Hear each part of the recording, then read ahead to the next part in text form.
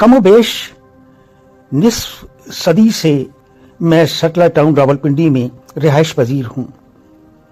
सरसब्ज व Shadab satellite town की सड़कों और गलियों में चलते फिरते मेरी एक उम्र बीत गई है, मगर वो रास्ते तो अब भी वहीं पड़े हैं जिन पर मैं आज भी चलता फिरता हूँ।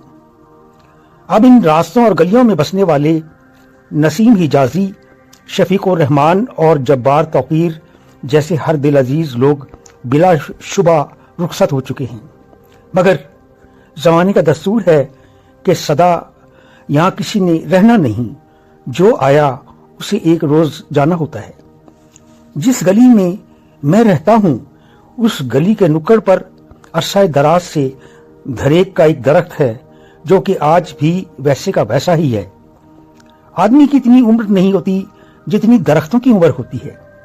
सन 70 की दिहाई में मैं इस दरख्त के नीचे से गुजरता रहा हूं।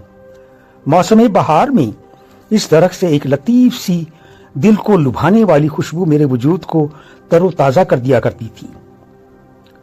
वो दिलावेज खुशबू आज भी मुझे फरहत बख्शती है।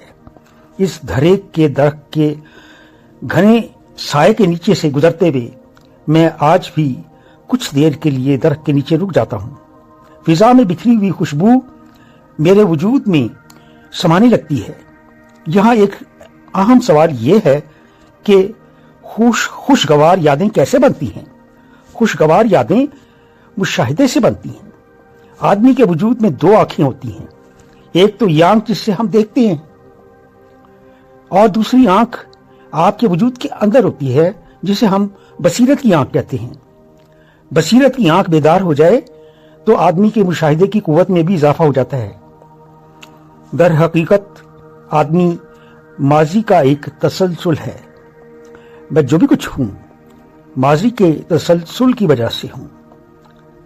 यह माजी सफर करते हुए आज में ढल गया है। मैंने आज को अच्छा बनाना है। क्यों अच्छा बनाना है? इसलिए कि आज के इस वक्त को कल एक अच्छा माजी बन जाना है।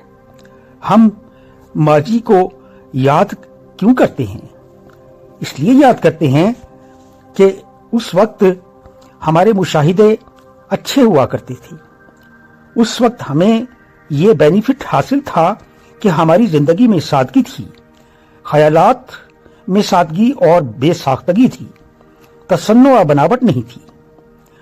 आज तबीयत कुछ मुज़महिल होती है, कुछ यास की कैफियत आती है या थकावट छाने लगती है तो मैं माजी में जाता हूं।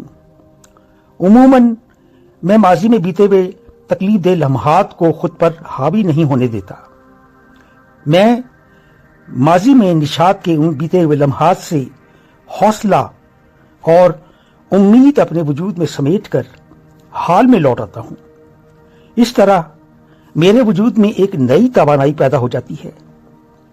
जवानी में हम सबसे बहुत सी हमाकतें सरजद हुई हैं।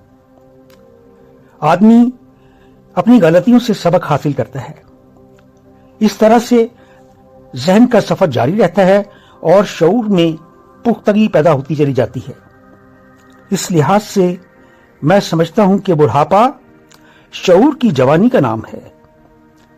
किस्सा मुख्तसर मेरा कहना यह है कि बुढ़ापे के अयाम में हमें कनूतियत से बचना चाहिए, मनफी सोच से गुरेज करना चाहिए।